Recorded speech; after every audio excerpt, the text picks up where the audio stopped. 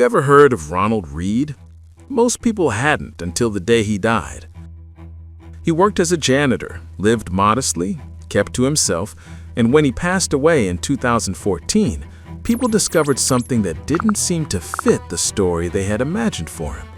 He had saved $8 million. No inheritance, no lottery ticket, no sudden windfall. Just decades of quiet consistency, allowing time and compounding to do what they always do when they're left alone.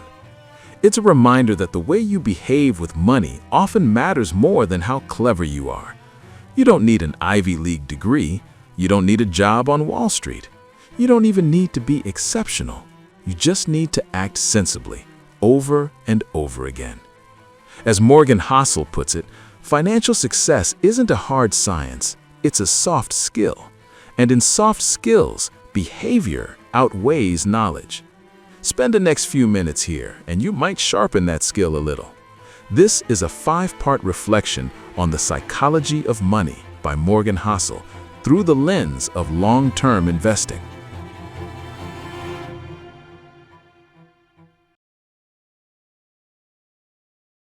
Takeaway 1. Pay the price. Imagine you're standing in a shop looking at a watch you really want. It's not just about telling the time. It's about how it looks, how it makes you feel, how others might notice it. You know the deal. You either pay for it or you don't walk out with it. Investing works the same way. Returns have a cost, and that cost isn't paid in cash. It's paid in discomfort. High returns usually come with concentration. Concentration brings volatility. That's the fee. If watching your net worth fall 20% in a single week makes you panic, then chasing maximum returns isn't for you, because the higher the upside, the steeper the emotional toll tends to be. Think about Netflix. If you had seen its future clearly a decade ago and invested heavily, you would be wealthy today. But would you have stayed invested when the stock collapsed by 80% in 2011, when customers left, when headlines turned hostile? Could you have explained that to your family? Could you have lived with that doubt? Even broad index investors aren't spared. Someone who bought the S&P 500 in 1980 still lived through years of deep drawdowns, months where half the value disappeared on paper. The stock market rewards patience, but it never offers a smooth ride. Volatility isn't a flaw, it's the admission price. Takeaway 2. Never enough. There's a strange truth about money. Give someone $2 million and they're content until they find out someone else received $2,000,001. Capitalism excels at creating wealth. It's just as good at creating comparison. Ambition can be healthy. It can push people to work harder, to build, to improve. But comparison has a darker side. It convinces us that what we have is never sufficient. Take a highly specialized doctor earning $500,000 a year. By most standards, that's success. Comfortable life, nice holidays, freedom of choice. Until they buy a holiday home and meet their neighbor. That neighbor earns $10 million a year. There is always another rung above you. And history shows that chasing those rungs can end badly. Excessive risk, broken families, reputations destroyed, sometimes lives lost. At some point, progress requires a decision to stop climbing, not trading what you need for what you merely want. Takeaway 3. Crazy is relative.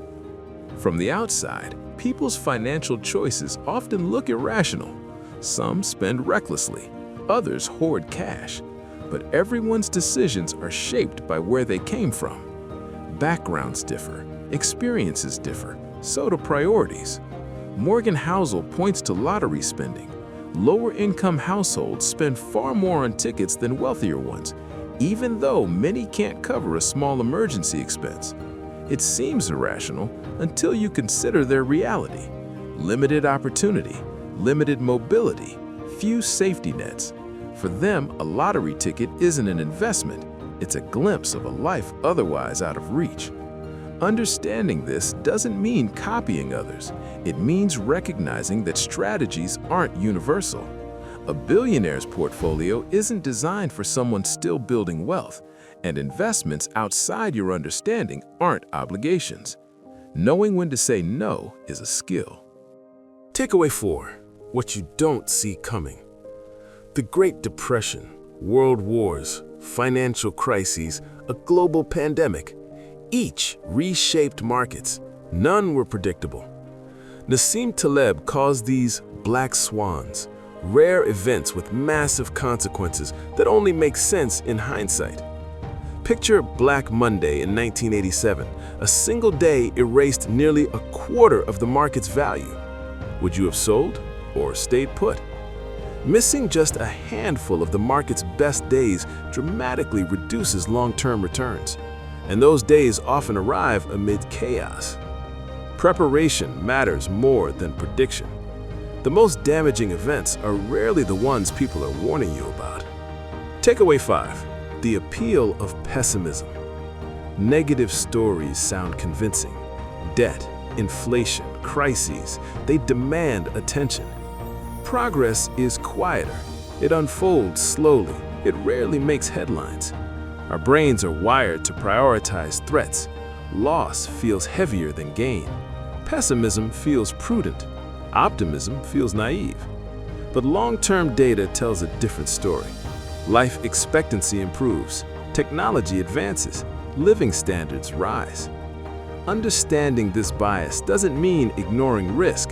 It means recognizing when fear is being mistaken for insight. Final reflection. Wealth isn't built without volatility. Envy erodes judgment.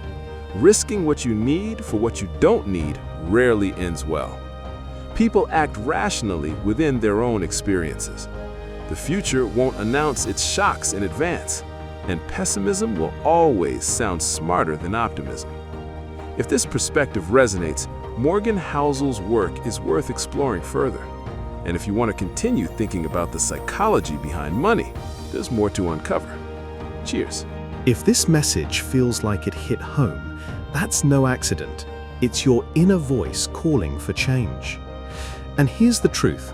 Staying the same won't get you anywhere new, but taking action will.